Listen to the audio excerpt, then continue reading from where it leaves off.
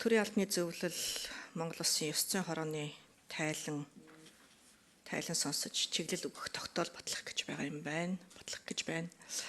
Би цаг үеийн нөхцөл байдалтай холбоотойгоор төрийн албаны зөвлөл Монгол Улсын ёс зүйн хороонд бас нэг хандаж үг хэлэх гэсэн юм а.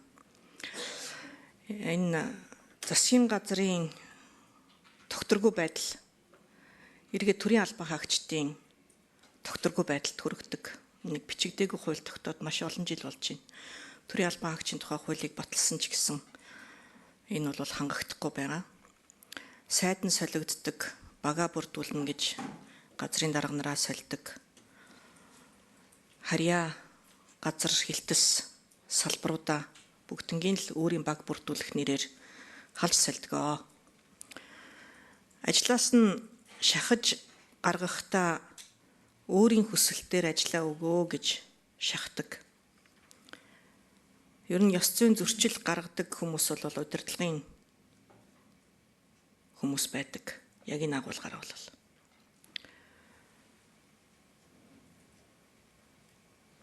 Энэ тогтворгүй байдал нь эргээд төрийн албын чанаргүй байх, бодлого алдагдах, ажил салгардах зэрэгт бол хүргэдэг.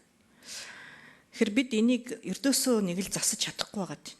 Одоо ч гэсэн шин засгийн газар бүрдэн, шин сайд нар томилогдно. Дахиад энэ халаас хэлгээ явагдах байх. 24 оны сонгуулийн үр дүнгийн дараагаар хамтарсан засгийн газар байгуулагдаад хамтарсан засгийн газрын сайд нар бас л яг энэ халаас хэлгээ хийснээр аймаг орон нутагт халаас хэлгээ хийснээр маш их бухимдал үүсэж энэ асуудал нэлээд одоо хүнд нөхцөл байдалд хүргэсэн. Тэгэхээр одоо ч гэсэн бас яг энэ халаас хэлгээ явах болов гэсэн юм одоо яалтчгүй бичигдээгүй хууль гэдэг юм уу яг нэг ийм үйл явдал болох гээд байна. Тэгэхээр төрийн албан хаагчид маань бүх хилмигдээсэ. Яг үүн дээр бас төрийн албаны зөвлөл ёс зүйн хороо ямар ч гим зэмгүй одоо төрийн албан хаагчдыг шахаж одоо ажлаас нь гаргах явдалд яаж одоо хянуур байж чадах вэ гэдэг дээр төрийн албаны зөвлөл маань бас чанга байж чадаасаа хариуцлагатай байгаасаа гэж хүсэж байна. Бид нар яг энд бол бас зогсооч чаддаггүй яалтчгүй л одоо нэг юм бичигдээгүй хууль явсаар байгаад байна. Тэгэхээр энэ дээр анхаарч өгөөсэй. За энийг өөрчилж чаддаггүй маа гэхэд ядаж тоо баримтын байгаагаар нь гаргаж өгөөсэй гэж хүсэж байна. 24 оны сонгуулийн дараа хичнээн төрийн албан хаагч халагдсан. Хэдэн одоо шинээр томилогдсон.